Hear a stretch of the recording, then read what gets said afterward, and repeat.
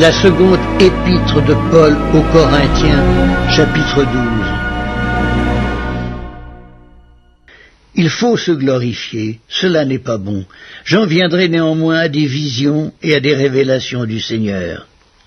Je connais un homme en Christ qui fut, il y a 14 ans, ravi jusqu'au 3e ciel. Si ce fut dans son corps, je ne sais. Si ce fut hors de son corps, je ne sais. Dieu le sait. Et je sais que cet homme, si ce fut dans son corps ou sans son corps, je ne sais, Dieu le sait, fut enlevé dans le paradis et qu'il entendit des paroles ineffables qu'il n'est pas permis à un homme d'exprimer. Je me glorifierais d'un tel homme, mais de moi-même je ne me glorifierais pas, sinon de mes infirmités. Si je voulais me glorifier, je ne serais pas un insensé, car je dirais la vérité, mais je m'en abstiens afin que personne n'ait à mon sujet une opinion supérieure à ce qu'il voit en moi ou à ce qu'il entend de moi.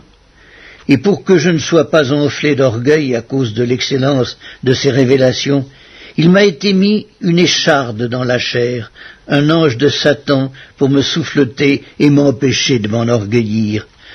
3 fois j'ai prié le Seigneur de l'éloigner de moi, et il m'a dit « Ma grâce te suffit, car ma puissance s'accomplit dans la faiblesse. » Je me glorifierai donc bien plus volontiers de mes faiblesses, afin que la puissance de Christ repose sur moi.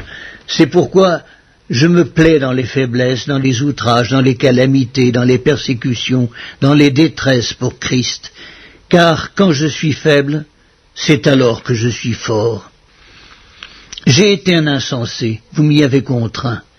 C'est par vous que je devais être recommandé, car je n'ai été inférieur en rien aux apôtres par excellence, quoique je ne sois rien.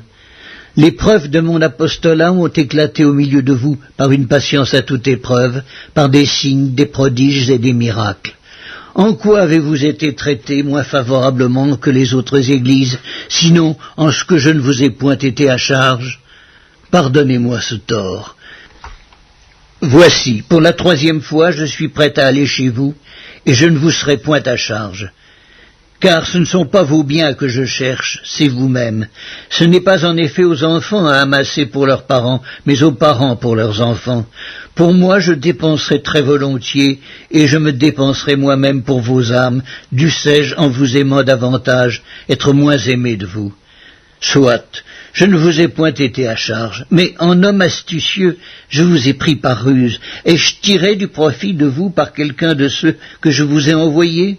J'ai engagé Tite à aller chez vous, et avec lui j'ai envoyé le frère. Est-ce que Tite a exigé quelque chose de vous? N'avons-nous pas marché dans le même esprit, sur les mêmes traces? Vous vous imaginez depuis longtemps que nous nous justifions auprès de vous. C'est devant Dieu, en Christ, que nous parlons. Et tout cela, bien-aimés, nous le disons pour votre édification. Car je crains de ne pas vous trouver à mon arrivée tel que je voudrais, et d'être moi-même trouvé par vous tel que vous ne voudriez pas. Je crains de trouver des querelles, de la jalousie, des animosités, des cabales, des médisances, des calomnies, de l'orgueil, des troubles. Je crains qu'à mon arrivée, mon Dieu ne m'humilie de nouveau à votre sujet, et que je n'aie à pleurer sur plusieurs de ceux qui ont péché précédemment, et qui ne se sont pas repentis de l'impureté, de l'impudicité, et des dissolutions auxquelles ils se sont livrés.